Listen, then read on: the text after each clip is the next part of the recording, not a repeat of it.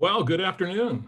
Good afternoon and welcome to another of our Wednesday webinar series. And we also like to call it Webinar Wednesday. But we're back for episode number 14 of Managing Your Small Business in Pandemic webinar series. I'm Kelly Bearden. I'm the director of the CSU Bakersfield Small Business Development Center, and I will be your host today. So it's great to have you along and to have so many of you along for, I'm finding out all 14. And thanks to Judy for the nice email that she sent me, and she's attending her 14th today. And that just made me wonder if there's any others that are out there that have been attending all of the webinars. Feel free to jump in the chat and let me know. Who knows, maybe you'll get acknowledged too. But thank you for all the kind words from everybody that we've received throughout the 14 weeks of this series. So we got a really interesting webinar today, a lot of changes that we're blasting out early this morning, and a lot of pivoting and updates. The webinar today could run long. You've noticed probably that it has ran long for several weeks now as we have a detailed question and answer. We're going to do that again. And only using this Zoom platform as we have for webinars for only 50 or 60 webinars, it amazes me that I learn something new every week. And that has been the ability to not actually be able to retrieve your questions that we don't answer during the webinars. So if you have a question that is important, please do me a favor and put it also later in the evening in the chat, because I can get access to the chat and I'll try to answer all of your questions that are emailed and that are available. And we have a lot to go over, so let's get going today. The CSU Bakersfield Small Business Development Center is part of the Sbdc national program that's funded in most part by the U.S. Small Business Administration. We do the technical outreach and assistance for businesses as part of SBA's flagship programs. And locally, we're part of the Central California region. And the Central California region is the 14-county region in the central part of California, from the Pacific Ocean to the state of Nevada, up to the top of Mono County and down to Kern. Our office is located in downtown Bakersfield. You will find other SBDCs located up and down the San Joaquin Valley and also along the Central Coast. So please make good use of the free services that are provided by SBDCs, both in consulting and training. Good resources for reopening your businesses in many of our centers. Locally, we're getting a really great job from our local chambers of commerce. I can't say enough about what the Hispanic Chamber of Commerce of Kern County and the Greater Bakersfield Chamber and all of our chambers in the outlying areas from Taft to Ridgecrest and all the great work they're doing and everywhere in between. So keep up the great work on reopening our economy. It's important, and let's get on. Let's get on with the day. And the day today is really there's a lot of breaking news going on, and the breaking news is kind of everywhere this week. It's with there's breaking news in EIDL. There's breaking news locally with the Kern Recovers program, and then of course this morning is the big PPP forgiveness form that comes out, and some more of the rules. I have been saying all along, I can't wait for the final rules. And I think I'm still saying that because I still think there'll be some pretty good questions that you come up with, as you have done over the last several weeks. So keep those questions coming. We're going to try to do as much as we can if possible. We're going to do a dive into a lot of different topics today and get a good introduction into the forgiveness. Next week, when we have a chance to digest the entire document and when it's official, because the paperwork did come out today, and in uncharacteristic SBA fashion, they released and they will publish this on Friday the 12th, which is kind of fitting because a lot of the major news that comes out came out either on Friday afternoon or on early evening on Fridays. So, but this one is interesting because it was released to the press, perhaps to get some feedback and some other information on it before it goes official and final on Friday. So we'll get into that. Lots going on today in Kern Recovers, and a lot of great information yesterday that came out regarding the PPE program.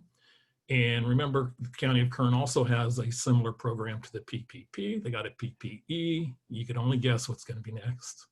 But it's to assist local businesses and get up and going and to provide them with the personal protection equipment. We'll get into that. pandemic relief is back with EIDL, and EIDL opened up on Monday. You heard the breaking news from us last week that it was going to be open, and very quietly on Monday afternoon. I heard about 4 o'clock in the afternoon, had a couple clients, our clients in that were waiting in that first hour. So big thanks and good news on that, and some EIDL stats that are out now that kind of give us some idea for the direction of the EIDL program. We got a special guest today, very special guest. It's going to talk about continuity planning and the reason it's important and the ways that we can assist your business.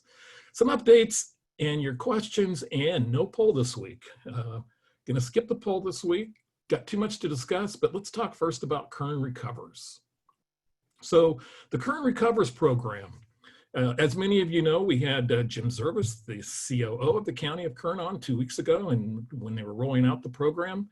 And actually the loan program is open, and it was open for non-essential businesses that had a PPP. Yesterday it was announced that they are now opened up for essential businesses not receiving a PPP. They provided a lot of statistics. The website is fantastic. You see it there at the bottom, kerncounty.com, government/Kern Recovers. You can go to the website, and there is some really great information on what's happening in the loan program. We had anticipated to go there, but we're going to just kind of cover it right here real quick in the essence of time and everything else that we have to go over. But yesterday it was reported that the County of Kern has over $4 million in loans that they've done, approximately 180 maybe businesses, a lot of different industries, getting it out all over Kern County, and it's real well received, and applications are coming into the tune of $1 million a day. So with 25 million in that program, and now open to essential businesses, the businesses that were able to stay open. First, it was the non-essential. So those are the ones that they're receiving applications on now. They announced also that if they have funding available in July, they will likely open it up to those that also received a PPP. So keep that in mind. So it's pretty exciting what's going on with the loan program, and there's a good description of everywhere where the loans are going. And so there's great information there on the website. Now, the other information that came out of Kern Recovers from the Board of Supervisor meeting yesterday was the PPE distribution. I knew that was going to happen. So the PPE program is to distribute the personal protective equipment to small businesses. And this is a program that is open to the 5,000 small businesses in Kern County that really need PPE and need PPE in their business. And the PPE could include masks, wipes, sanitizer, gloves, and other stuff as well that could be determined. So this is to assist with the reopening, and it's coming at a good time in lieu of a lot of the information that's going on with infections in the San Joaquin Valley. So it's great, and I hope it's something that our businesses really take advantage of. It's open to businesses with 200 and fewer employees. They're going to be widely distributed through the county library system, which is countywide, and also the Employment Training Resource Centers, ETR, is going to be actually distributing the PPE also. So, and also it's a great opportunity for you to go in and to meet, if you have the opportunity, somebody from ETR who has some great employment training resources for small businesses located throughout the county, or even outside of the county. Similar programs probably exist. So this program is initially going to be $5 million. It's a 60-day program, at least to begin with, on July 1st. And it can be expanded if the program is deemed successful. They do have rules in there for things like you cannot take the PPE and sell it. You need to use it, or what you don't use, you need to return, and a bunch of other items like that that you can find on the website. And again, that's going to be coming July 1st. So really some really good information on PPEs for small businesses and assisting small businesses with the reopening process. And that's important because, you know, we're seeing a surge of infections in the San Joaquin Valley. This was rather disturbing news on the front page of the Bakersfield Californian yesterday about showing potentially what could happen 8 months down the road, a serious spike. And all the San Joaquin Valley communities, main communities from Bakersfield up to Stockton, are on now the watch list for increased infections. So please, please be very careful. try to have your employees protected, your customers protected, and also proceed on with, business in a careful fashion. And it was kind of echoed yesterday in more breaking news from the Federal Reserve Chair, Jerome Powell, who mentioned that in testimony before the Senate Banking Committee yesterday morning that the economy faces significant long-term damage from higher unemployment and a wave of small business failures to the coronavirus pandemic, despite recent signs of improvement. Until the public is confident that the disease is contained, a full recovery is unlikely. Again, more stark information from the Federal Reserve Chair, and questionable times continue. So if you have symptoms, please get tested, and please be safe. So as reported here last week, the EIDL program reopened. And that is significant for a number of reasons. As you've heard us mention on this webinar over the last several weeks, we think that the EIDL program is a extraordinarily helpful program longer term, particularly if there are issues that come down the road. And those issues continue to be a slow customer base coming back and longer for your business to get up and running. So the EIDL program, news of it coming back online, I think is an extraordinarily helpful program. You got to remember the EIDL program and the PPP, they are two very distinctive different programs. They have two very distinctive underwriting criteria. The EIDL program, the disaster loans for individual businesses that cannot get financing elsewhere. And that is something that you have to acknowledge. When you get the PPP loan, it is a little bit different, where you can acknowledge that you don't need to acknowledge that you can get funding elsewhere, or just that you need, because of the COVID-19, you need funding because of the downturn in your business. So a little bit different here. You need to demonstrate repayment ability. With the PPP, you do not have to demonstrate repayment ability. You have to pledge collateral if you have it. There's a credit score that's usually involved in this, and a variety of other things. And also in your note, it says that that the PPP can be used for disaster-related working capital expenses. But one of those is notes payable. So any notes payable that you have on the books before the disaster, you are able to make those payments with EIDL funds. So please keep that in mind, that EIDL is now open.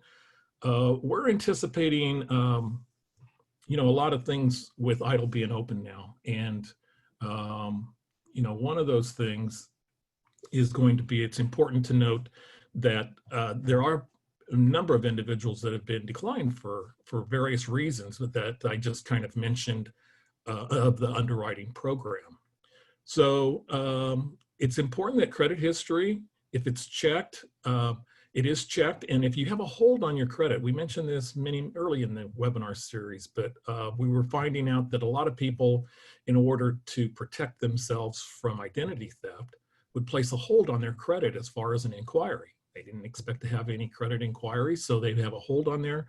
But we were finding out early that if that was checked, that could result in a potential denial of your EIDL application. We don't know really where the EIDL credit score is right now. That's something we hope to find out. I think at the beginning of the process, it was around 650. I think that with the CARES Act, when it came out, they said that they were going to ease up the EIDL requirements and to ease up some of the requirements that were affiliated with basically underwriting the loans, and credit score obviously was one of those. So we don't know where that's landing now, but there is the minimum credit score requirement. You have to pledge and acknowledge that credit is not available elsewhere. And if you initially reject a disaster loan, it might not be available later. That was one of the things we mentioned that we found from the disaster loan associated with the Ridgecrest earthquake nearly a year ago, the 7.1 out in the Mojave Desert and Sears Valley in the Ridgecrest area. So it's really important, I think, that you know, because we are getting a lot of small businesses that are coming in and saying, gee, I might not need this money. But it is important to know that if you reject a disaster loan, at least this was the case last year with a client or two that we had found there, that if you reject it, the SBA takes the assumption that you have credit available elsewhere. And having credit available elsewhere does not make you viable or eligible for a EIDL loan. So please, when you do that, look at a lot of considerations before you turn down that credit.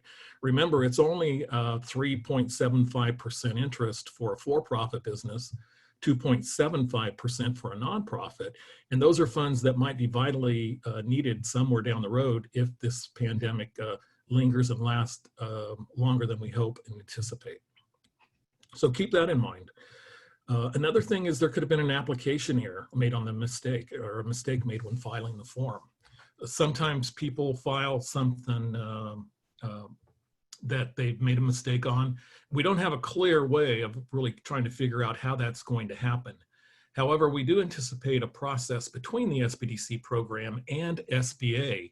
And when that happens is when they have a rejection, they're going to provide us with information that we can assist the client later on.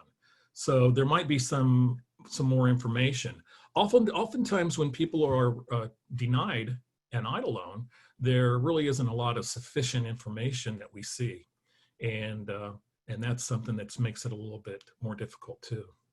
With the Senate hearing last week that the SBA administrator had mentioned that we were going to come out with EIDL again, and it is open again for both businesses and agricultural businesses.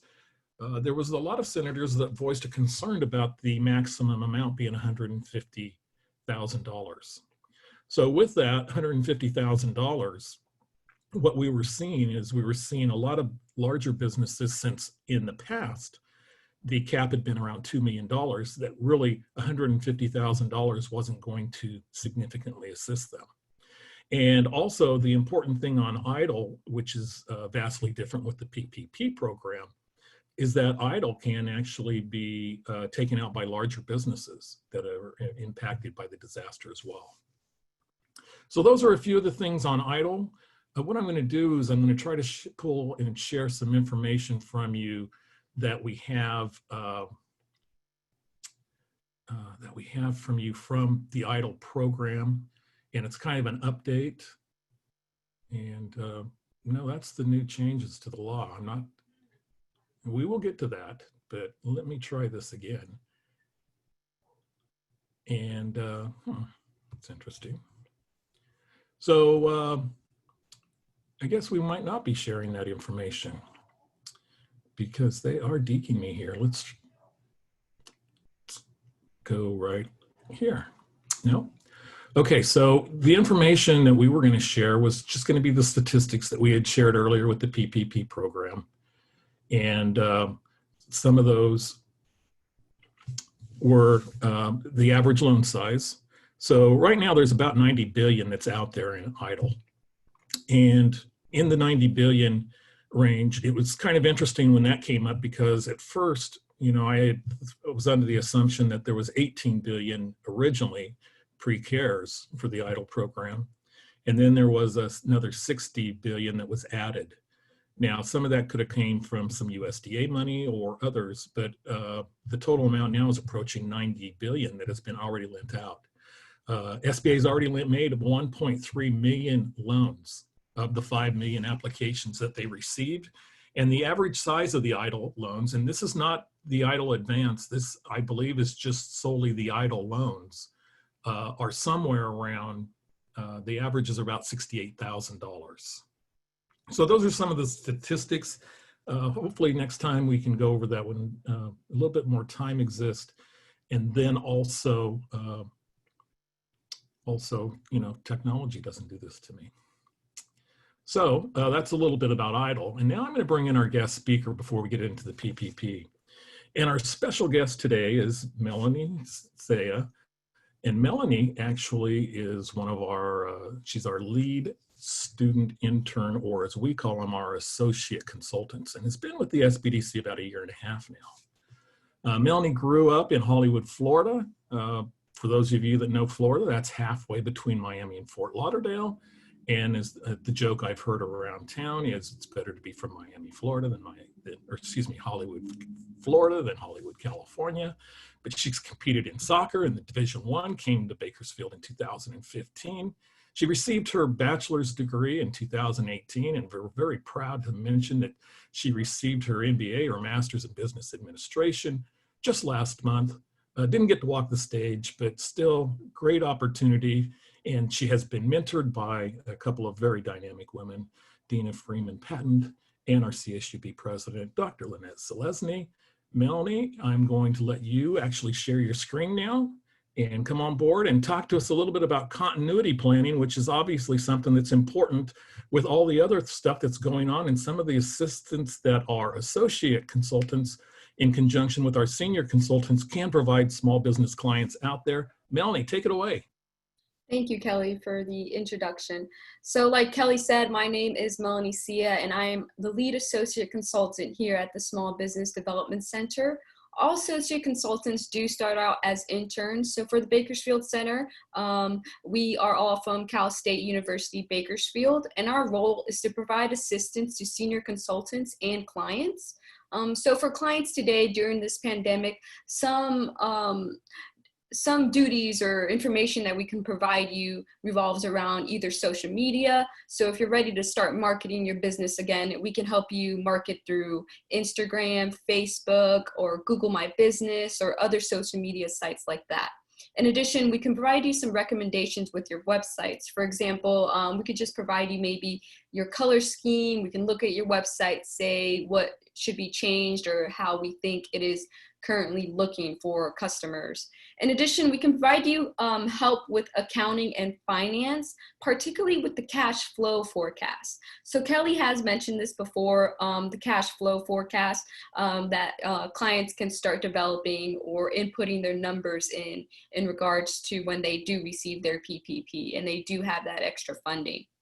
We can also help get market research for you. So if you're interested in that, and also with business planning. Now I want to talk a little bit more about business planning and market research because we strongly believe that these are some areas that can benefit those of you right now during this pandemic. So to continue, a business plan software that we utilize is called LivePlan, and it's an online business plan software. So you're able to utilize it through the computer, online through your phone, or any other technology device that you have. Just a quick overview, a business plan, it just describes what you plan to do and how you plan to do it. And I want you to really just focus on what it describes or what it strives to achieve, what you plan to do and how you plan to do it. Now, today during this pandemic, we want to use LivePlan as to help clients develop a lean plan, a continuity plan, or a reopening plan. It's important to have these plans in place because when you're ready to reopen, you want to know the current regulations in your state. So most of you, I believe, are from California. If you are watching this webinar, there are regulations in place for the state of California. There's also regulations in place for the business that you have, for the industry that your business is currently in. So it's important to understand those regulations so you follow them when your business is ready to open. Also, you need to understand the safety measures you need to take if you want to employ any security, how you're going to communicate to your customers, and so forth. Now I'm going to give you guys a brief overview of our LivePlan software. So here is LivePlan. This is what it's going to look like if any individual or client is interested in working in LivePlan. Up here, you're going to have your business name. I developed this business just to showcase to everyone what it will look like. I called it Ready to Open. Now we're going to start our clients out in the plan and the forecast phase, and that's where we want most of our clients to focus in because we understand right now you don't want to be developing a whole entire plan. You just want to keep it really simple and answer all these questions so you're ready to reopen and you're ready for the unknown. To start, we would start out our client in the COVID-19 area. This is something that we put in place. So like I said before, you're going to fill out regulations that you have to follow. Are you going to have a management team in place? So are you going to dedicate certain employees jobs so your reopening goes smoothly? In addition, what safety measures are you going to have in place for your employees? You want your employees to feel safe so they can return to work and feel comfortable working there. Also, what safety measures are you going to put in place for your customers? That's very important to know. The next phase that we'd want our clients to work in is the execution. So when you are reopening, do you need to relook at your inventory? For example, do you need to reduce your inventory? Do you need to increase your inventory? You want to look at all these different areas in your business, because during these times, it's possible that all these different areas might change. Do you have the equipment in place? You need to relook at your supply chain as well. So are your suppliers still open? Are they working at less capacity? Can they provide you with the same supplies as before? It's possible that they may not, so it's important to check up on this area. And then we go into the marketing plan. So if you are ready to reopen, or when you do reopen, how are you going to communicate to the public, to your customers, that you're open? How are you going to communicate that you're following these safety measures and so forth? And then the last phase that I'd want my clients to kind of focus on if they do decide to utilize LivePlan is alternatives. And this is where the continuity plan kind of comes in play. So a continuity plan is planning for disasters or planning for an emergency that might happen. Some alternatives that I would suggest to look at is a delayed reopening.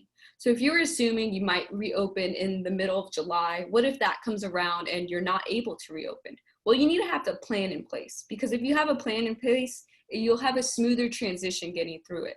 What measures are you going to have for a delayed reopening? Do you have the correct finances in place to be able to get past that delayed reopening?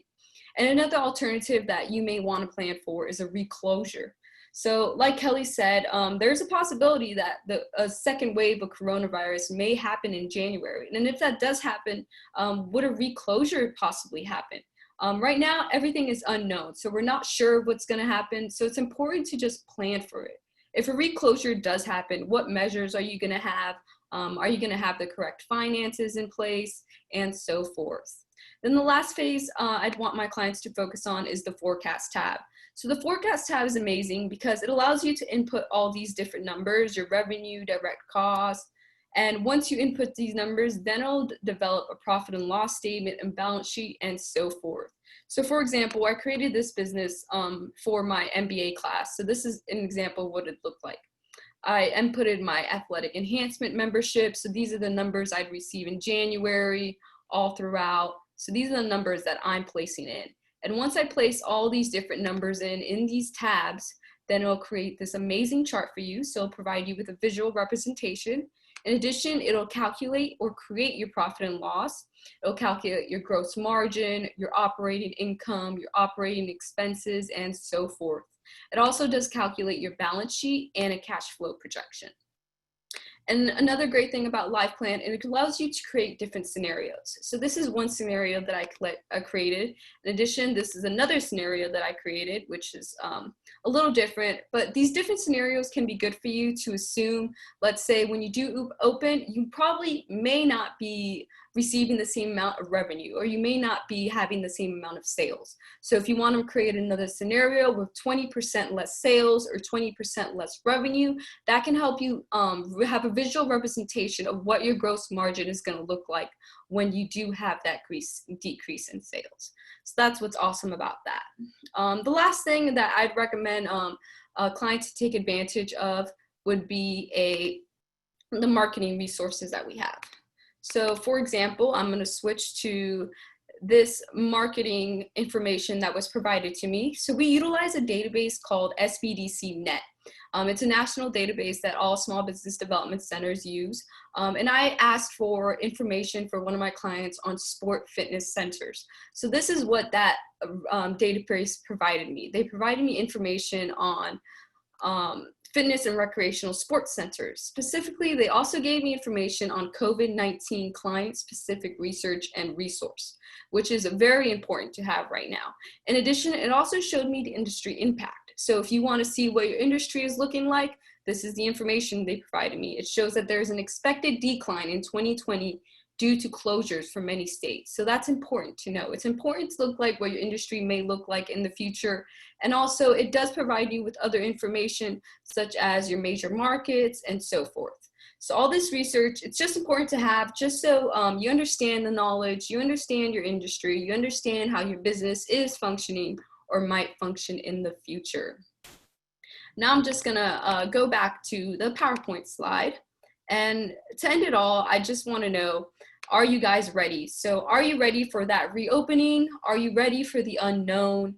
Are you ready for the possibility of a delayed reopening? And if you're not, well, that's okay, because the Small Business Development Center is here to help you. And we have these resources so you guys can take advantage of it, so you guys can succeed. And we want to see you succeed. So it's just as simple as, if you have a senior consultant right now, giving your senior consultant a call saying, I want to work with these additional resources. I want to gain access to the live plan or other resources that we may have. Thank you. Melanie, outstanding work. I'm used to it. They got to see it firsthand. So a couple things just to add on is that we do have multiple associate consultants, and they do not only work in continuity planning and business planning, which is very, very important at this time, and really something that I really think that is going to continue to be important. And a continuity plan can be as simple as something on a legal pad, a yellow legal pad that kind of pushes you the direction of where you see happening, with a lot of maybe some what ifs. If this happens, what happens here? You just saw Live Plan, which is really one of the leading business plan software in the country. And it's really well received by our clients. And, Melanie only charges $0.00 still, like all the consultants at the SBDC. So it's a resource for you. Wanted to make you aware of the resource, especially with continuity planning being big on everybody's mind right now. And really kind of the opportunity to actually do other things with that. So thank you, Melanie. Melanie will be available for some questions if you have any questions on Live Plan when we get done. And it's great to be around such wonderful, energetic young people that are really doing a fantastic job. So thanks. Okay, so many of you want to probably talk a little bit about PPP. It's just my guess. So again, according to SBA, there's, I think it's somewhere around 130 billion. There's plenty to get us through till June 30th. But remember, the final date to get your application in, if you still would like to get a PPP loan, and that's the lender submitting it to SBA, is 6/30. So June 30th is the cutoff date. 13 more days open, and then it's going to be closed.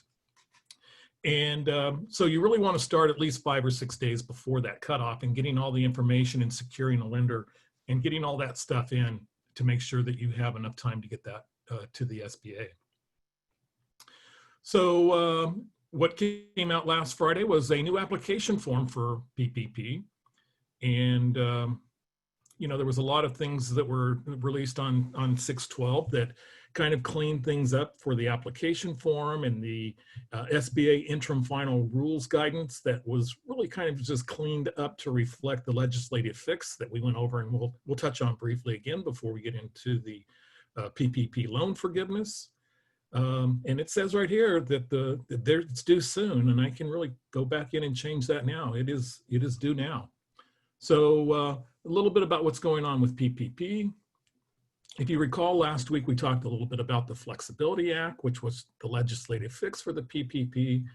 And these had been widely anticipated for a few weeks, giving borrowers 24 weeks to use the funds, reducing from 75 to 60% for payroll forgiveness, allowing rehiring of employees all the way till 12/31/20, and amortizing the unforgiven portion over a 5-year term, which makes it a lot easier for businesses to cash flow rather than just the simple 2 years that was originally offered. So the Flexibility Act offered conditions, and one main condition that we'll touch on today, and I know there's a lot of questions regarding this, and we'll touch on it and get into some of the parameters that are involved with a second now safe harbor. We have the first safe harbor that we went over. That is all good and dandy if you can meet the safe harbor as far as the full-time equivalents based on February 15th, pulling that forward, and you meet that one, then you're fine. The other one is going to be a little bit more convoluted, and it's going to deal a lot with 1231 and if your business can actually come back. So we'll get into that, the loan payment that's not forgiven, and the payroll tax deferral. We talked a lot about that last week, how you can defer payroll taxes if you have a PPP loan now. So let's touch on the highlights. As I mentioned, the SBA this morning, or actually maybe late last night or sometime, released information on PPP forgiveness. And they answered a lot of the questions that we've been speculating and trying to answer, and then further left more questions for us, at least in my opinion. But the first one was kind of on the employee earnings calculations, and this affected, I think, both sides of the ledger for self-employed individuals and employees. So we'll get into that. There's 2 pages now, 2 different versions of forgiveness application forms. We have a 5-page full version that we'll glance at, and an easy application that we probably won't today, but it'll be available, and we'll get into that in much greater detail next week when we've had time to really sink our teeth into this information, and it becomes final on Friday night. It's still not final. We have also the condition that we went over this last week in the Excel sheet that showed if we use the 11-page forgiveness form, that if you did not meet the 60% threshold for payroll, that you would still get partial forgiveness. So that's good and dandy. Talked a little bit about the hiring back the employees, got into that. And then there's the incurred or paid rule, and still how it applies to now the 24-week period, meaning that within that 24-week period, a lot of your expenditures that can be actually forgiven can be either paid during that period or actually incurred even outside the 24-week window. And I need clarification on that because I know it exists for the non-payroll costs, but I want to see more clarification on payroll for that.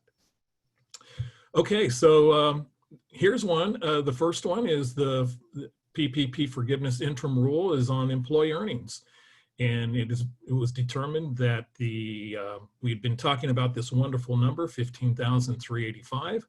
And as far as employees go, and actually that number has changed for both employees and self-employed individuals. This is the easy calculation because now it will show that for employees, you can use the entire 24-week period up to $46,154. And I've heard from many of you that have a lot of higher compensated employees, be it engineers and other things that are strictly employees. That is actually the easy part of this analysis that came out as far as the final rules.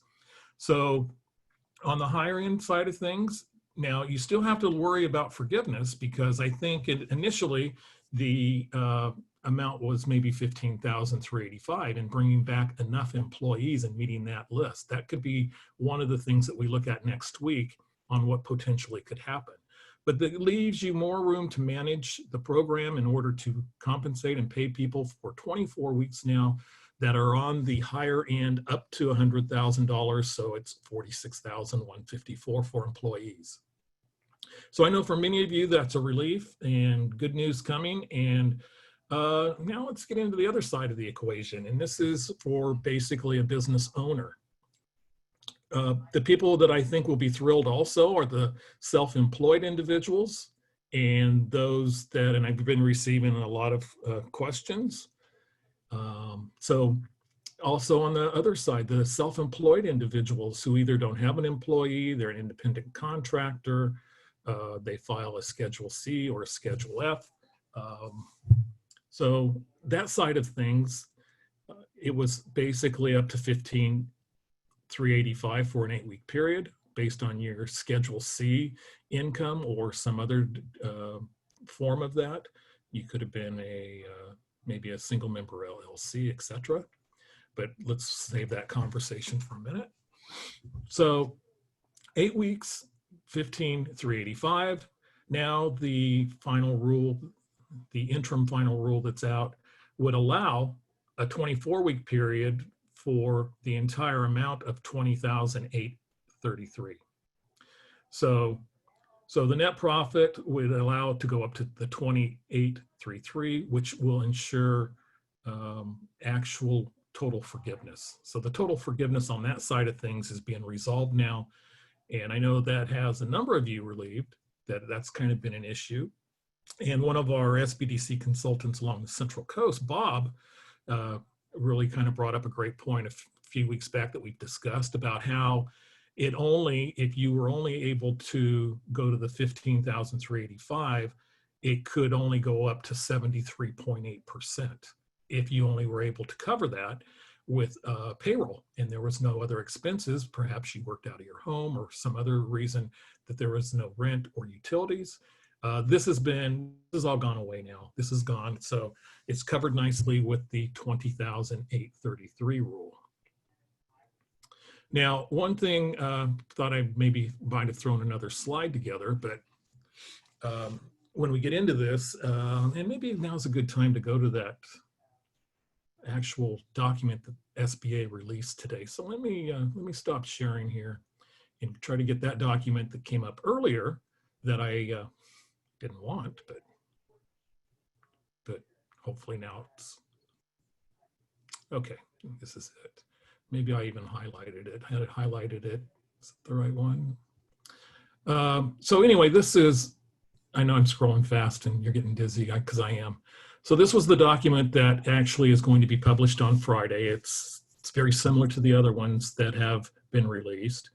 And again, it's unusual, it's different that they're making revisions to the 3rd and the 6th interim final rules. The 3rd one is the one that contains the payroll information. So let's scroll down to that and let me find this for you. Sorry, I didn't have more time. I didn't stumble across this until this morning and thought we'd had things pretty well geared to where we were going today, but that changed. So as we continue to scroll, here's number 3. And what it does is it allows that forgiveness changes to the 3rd rule. Here we go. So in doing this, it really left open a lot of information, and this is going to take further, I think, further guidance to actually determine who this actually is going to cover for self-employed. Okay, the independent contractor, self-employed, that covers it very well.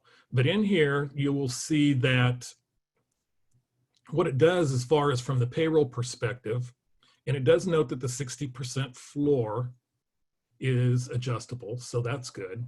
On the loan forgiveness for employees, what it does say is that it doesn't really say for other entities. It says specifically Schedule C and Schedule F. And it doesn't really get into if you're a member of an S Corp, because it refers to business owners in here.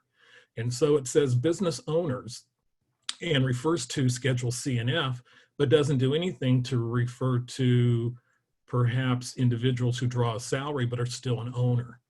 And so that is really kind of where the question when I read this came out. And it's really going to take, I think, some more determination. And of course, I'm not doing a good job of finding it in the document now, in the 15-page document. But when it came out and said, SBA also even provided a explanation, which is not always. And the intent behind it was to protect the integrity of the payroll. So that is why they had raised the limit to $46,000 for an employee, but yet only $20,833 for self-employed individuals, or as they say, an owner of the business. So if you have an owner of the business that is paid a payroll and is, say, for example, an S Corp, an LLC, a limited partnership, etc. My interpretation, at least originally, was business owner, it's going to be 20.833 moving forward. So there is some movement. That's going to need final rules from me. So, so if you have a question still on employees, I think we answered that. If you have a question on if you are an owner, but technically you are listed as an employee of that entity, then it's going to require more information. So that's our issue with, let me go back to the share. There it is. It has not been finalized yet, which will happen on Friday afternoon. And again, it's a little bit unusual that they came out and actually released that a few days early. So the other thing that keeps coming up is the full-time equivalents and how we are able to, the full-time equivalents and rehiring individuals. We did have the one safeguard, and I'll go back to my spreadsheet. I'm not going to really share the spreadsheet this week, just because, and PPP 14, because I'm really not doing many changes to it. Next week will be the big week, because next week we'll have a chance to digest this. Maybe we'll get some further guidance on that 20,833 rule for business owners. But I just wanted to kind of go through this one last time. This was the absolute first FTE safe harbor exemption. And in our example that we've shown many times now, over here I have the full-time equivalent, and you can actually use two different methods you can elect two different methods for doing that. If they're part-time, it could be a 0.5, even if they're 10 hours or if they're 30 hours. And that's the example I've used just out of simplicity. And then if they're full-time, they are 1.0. So in this example of the people that came back to work, I needed to get to 15 people because that was the employees total that I had on February 15th, 2020. I showed here that I had actually 14 employees back based on this information. So I had 14 of the 15 back. And if you recall that we had a provision where if they refused employment, and I had 3 employees that refused employment, I think that this is pretty straightforward, refusing the employment. We did have a frequently asked question that was directed to that from SBA.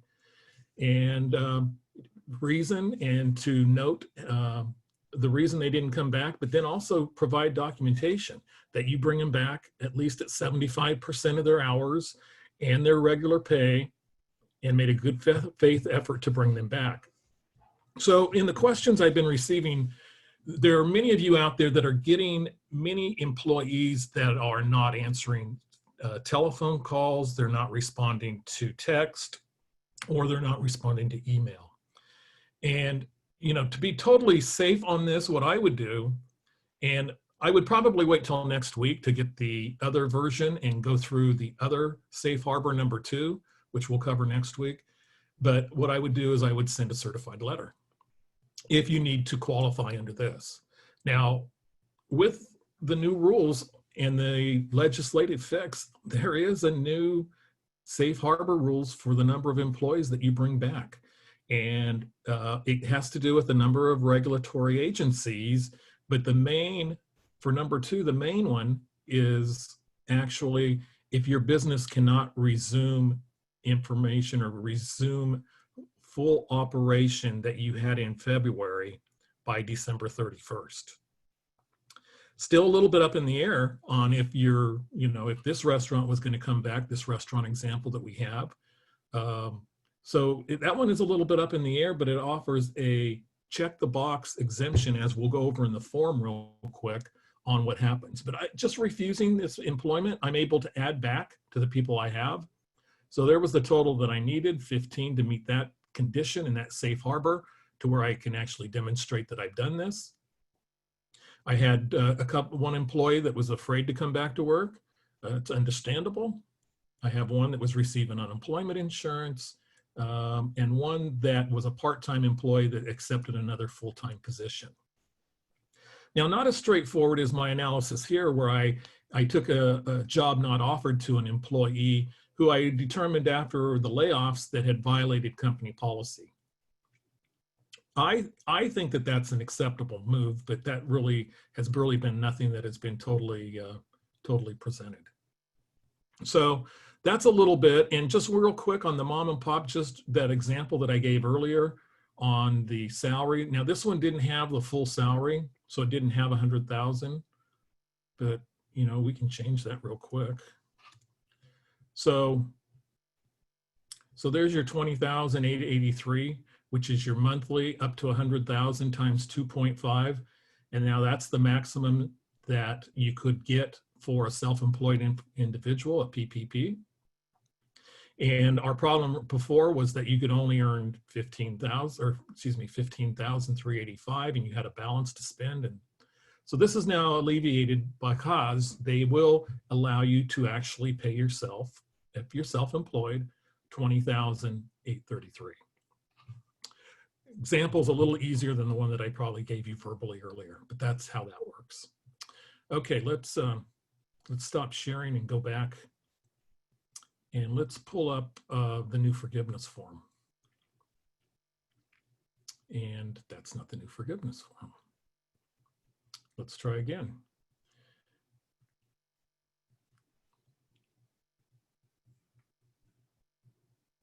It says it's the new forgiveness form, but it doesn't want to. Well, let's try again. And our third attempt at this, let's try this one. No, all three of them are the same actual legislation. So, well, let me just kind of go over the form because it's 1251. And I do want to take your questions. And so let's go back to that. So now we're going to have two versions in order to do that. And I do have the printout of the, and we'll get into this next week extensively, the forgiveness form. I've only printed out and looked at, and only had time to look at the 5-page forgiveness form. The last page, if you recall last time, the 11 pages, I started from behind. I'm going to do that again and just verbally go through it. And again, it's going to be the demographic information. So it's going to ask for certain demographics information. It's important. So SBA is able to track who the money goes to and where it goes to and a lot of different factors. So I encourage you to fill it out. On page 4 is the PPP Schedule A workshop. And the workshop looks similar to the way it did before. And we can actually share that, at least the old form, and I could maybe point out what the differences are. So let's go back to the Excel spreadsheet again. Not going to have an email blast of information. That'll be coming next week when all this is updated, and hopefully PPP 15 next week is pretty much it. So here is the forgiveness form. Page 3. That's not what I was hoping for. And okay, so that's not going to help us. Okay.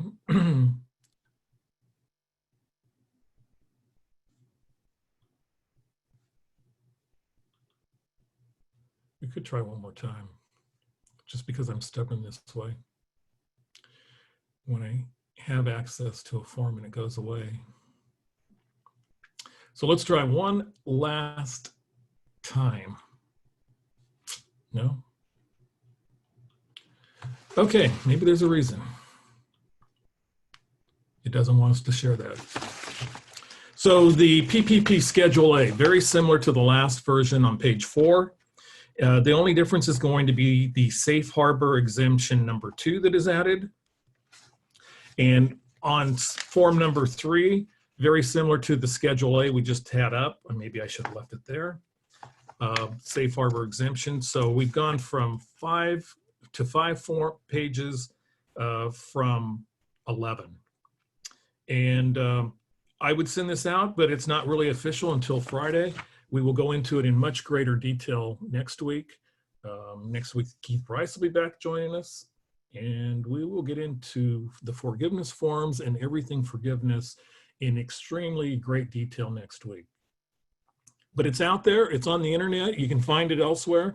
If you Google the Paycheck Protection Program forgiveness form or revised form that was released on June 16th, 2020, it's out there to help you.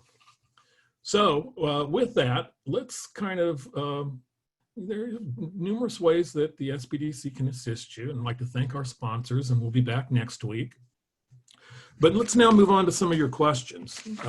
I see a lot fewer questions this week, so maybe the forgiveness really helped a lot, but some of the questions that came up earlier that you've sent in, I'm going to try to get to those right now.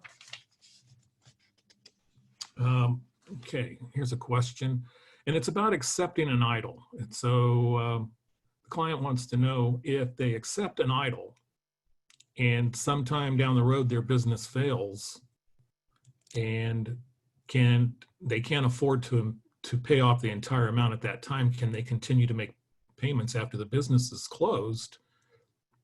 And my guess would be yes, absolutely. If your loan is performing at its as it should, or as it's performing, making monthly payments, then I don't think anything would come up, even if the business closed. So I think that if you were able to continue to make the payments, number one, that's great that they're able to, and number two, you know, I don't forecast any problems or any issues if that happens. Okay, next we have, can we get a summary of the conditions to be met for EIDL loan forgiveness? Okay, now the EIDL loan is not a forgivable loan, and even the EIDL advance is forgiven if you don't have a PPP. So try to keep those two straight. I know it's getting very difficult because of the different, very different underwriting criteria between the two. But remember that if you have an EIDL loan, that it is going to be repaid over 30 years at 3.75%. So that's a question that came up. Another question I think we answered regarding employees that were ignoring them and the full-time equivalents. So I think that we're okay there.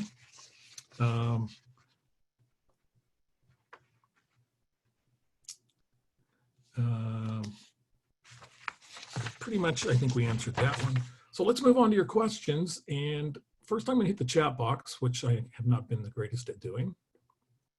But let's hit the chat box and see if there's anything that's available here.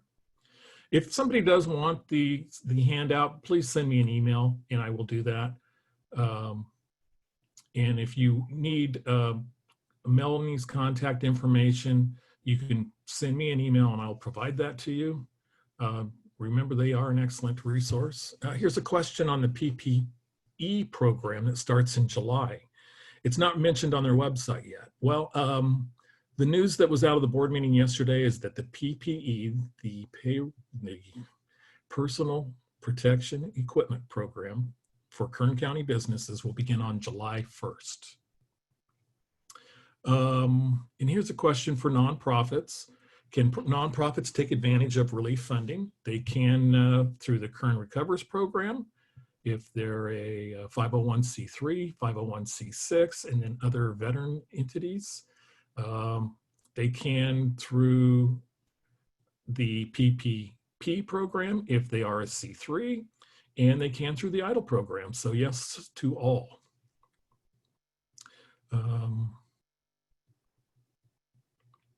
Talked a little bit about FTEs. FTEs will be, since we have 2 safe harbors now, we will continue to get into that next week, and hopefully we'll have some clarity on some of the, I'm getting a lot of questions on still the payroll aspect of it, and we are clear on payroll. It's the self-employed individuals that now appear to be capped at $20,833. So until we get more information on that, if you're an employee of an entity that you are an owner of, I do expect further guidance on that.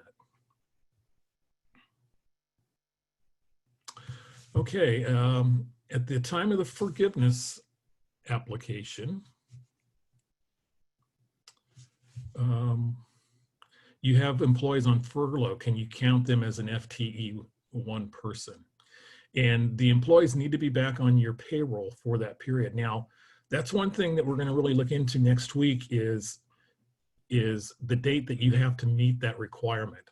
I'm under the impression that if you meet that requirement on, say, June 30th, where you have brought everybody back, that you meet that requirement. And that is a question that came up last week. So I'm under the impression, at least right now, that that is the rule, that you have to sometime meet that guidance. I don't believe it goes out to December 31st, because that would be very difficult. Everybody would have to wait to apply at the same time. So the common sense side of me says that once you meet during that 24-week period, if you meet that full-time equivalent, you're there. I'm self-employed and have a DBA. So I'm assuming that you're like a sole proprietor, or excuse me, an S Corp, and then you're doing business as another business, which is very common. Many of you out there are like that. Can I be treated as an employee for funding with PPP? Yes, you can be treated as an employee for funding, but I think since you're also the business owner, that it's up to that $20,833 maximum cap.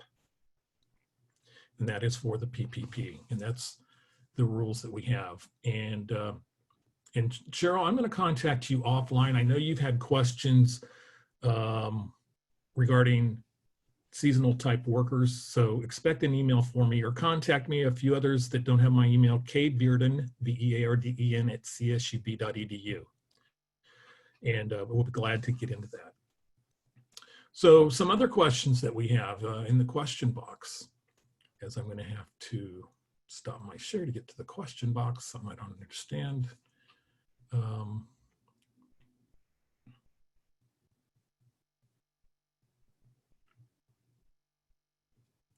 Okay. And here's a question about PPP forgiveness form, about can I apply with the old form since my PPP is complete? You know, that's going to depend on the lender. We're getting a few comments from lenders. I imagine the lenders are going to want to go with the new form and keep everything consistent. So my guess is that it's going to really depend on the lenders, and they're going to probably want to go with the new form. And how do you access prior webinars? The other 13 webinars are at our CSUB SBDC YouTube channel. So by putting into YouTube CSUB for California State University Bakersfield, SBDC for Small Business Development Center, you can find them all there.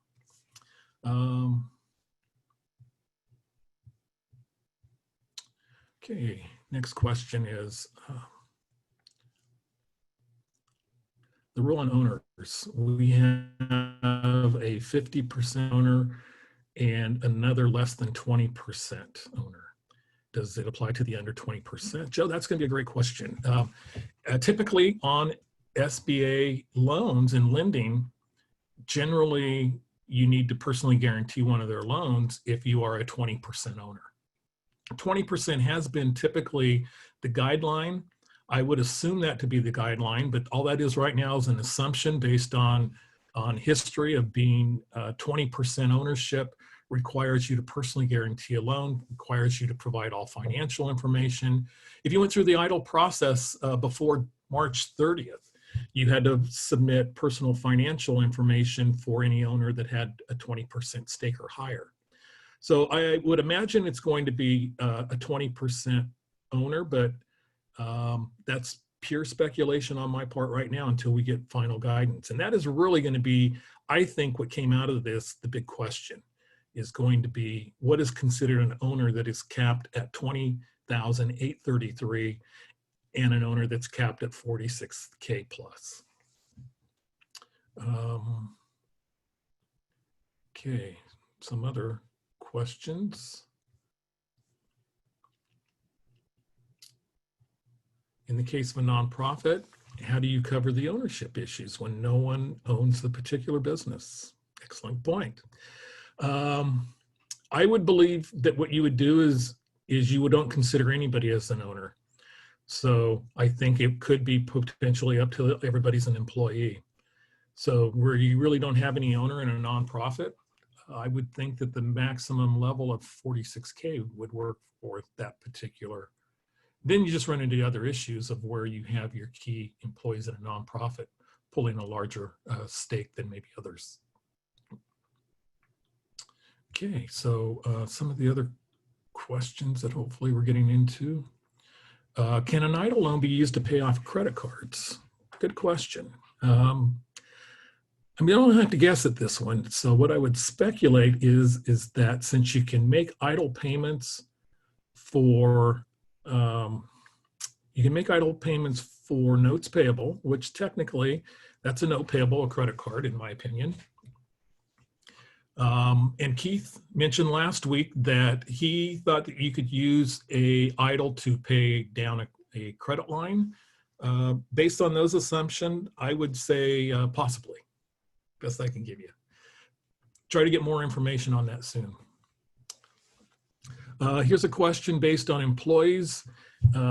As of February, being 30, let's see, the original app showed 35, but as of February 2020, had 33 employees. My guess would be whatever you were at February 15th. So if your original app showed 35 and now you're at 33 on February 15th, 2020, that would be the difference. That would be the golden date for FTE calculations. What would we need to do in order to request additional idle funds above the 150?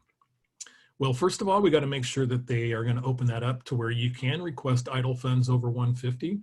This is something that is being debated, and remember that there is 130 plus billion dollars of PPP money that it looks like is going to go unspent. So how Congress decides to reappropriate for business use, there was a little bit of a hint last week with the Treasury Secretary Mnuchin, who said that he saw travel and restaurant type businesses that have been more affected than other industries as potentially receiving something. There have been some questions also on if there's going to be a second wave of PPP. That is something that could happen in those particular industries or something similar. But right now it's speculation is all we can do. But this is something we're going to stay on top of at our Wednesday webinar, our Webinar Wednesday. And we will continue to look into that as we kind of move on and more clarity is provided. It's just nice that IDLE's opened up again and is an opportunity again.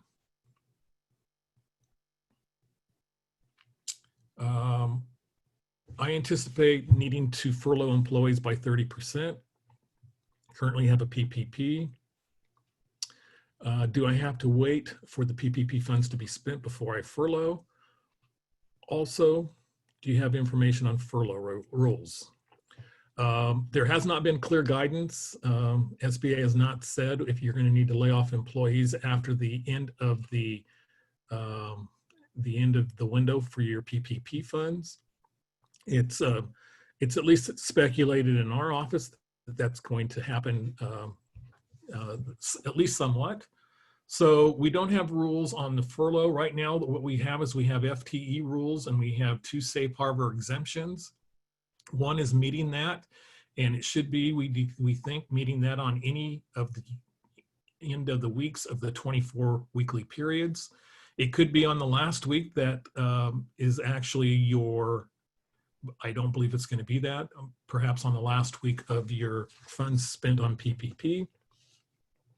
So just really kind of hold tight, and hopefully we'll get into some of that with some of the additional final rules and guidance. We expect after this comes out to some of the issues that we're raising today and some other issues that we'll raise next week to be addressed in the PPP, as lenders really are going to start needing that information. And that's also important to reach out to your lender once you get to the forgiveness process, because your lenders are right now, they're digesting all this information too, as they will be taking the information and needed to certify your particular application. So there's going to be a lot of things that's going to be determined by the lender in all this. Okay, so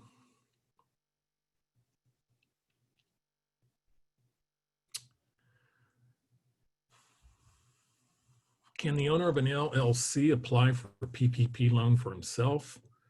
He is not on the payroll for his business.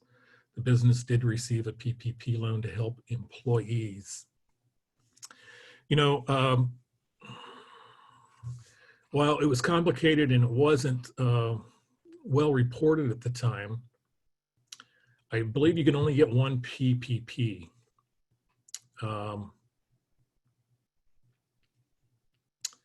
So I don't believe you would be able to, as the owner of an LLC, apply for yourself if you're not on payroll. That is, shoot me an email on that and let's discuss that. I think it was commonplace for most people early on when they were in your situation to apply for a PPP that included both your earnings, your prorated earnings over 2019, up to a maximum of $20,833, and then also the business side of things. But clearly, self-employed individuals were kind of at a disadvantage because they came into the program a week later. And coming in a week later online, being able to start applying on April 10th meant that the other businesses all got a head start, and businesses, banks were lenders, others were swamped with applications. So let me know that. That is a good question.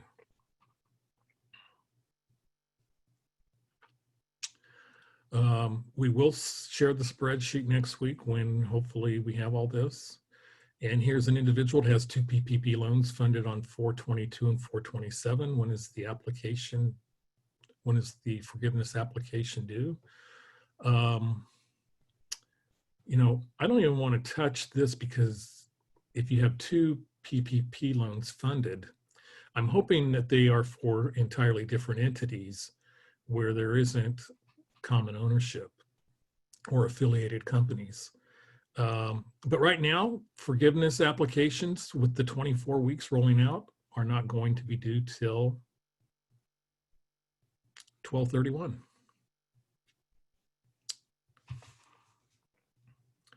Okay, so if you applied for a PPP and received 8 weeks of funding, can you go apply for 16 more weeks? Can't do that, sorry. At least at this time. There might be an opportunity to do so. The 24-week period was mostly an accommodation to allow businesses that weren't able to open within 8 weeks. So if you were potentially an essential business and you were open and you were paying employees, or if you had employees come in and back and doing other parts and other work, thinking that it was going to be 8 weeks of funding only, it is just basically going to be 8 weeks of funding. The accommodation is just to assist businesses with those that couldn't open and couldn't get employees back for any reason.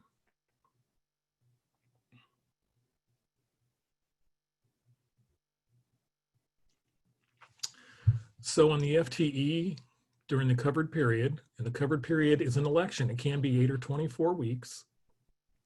It's not the average FTEs during the 8-week period, but the FTEs at the end of the 8-week period. I gotta believe it's you hit that period at any time or at the end.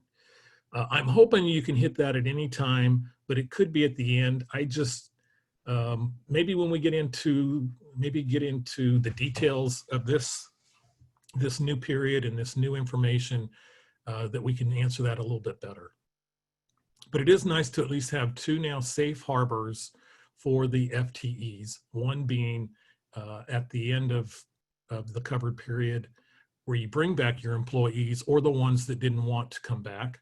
And then also you have the other one whereas you couldn't bring back your employees and you check a box.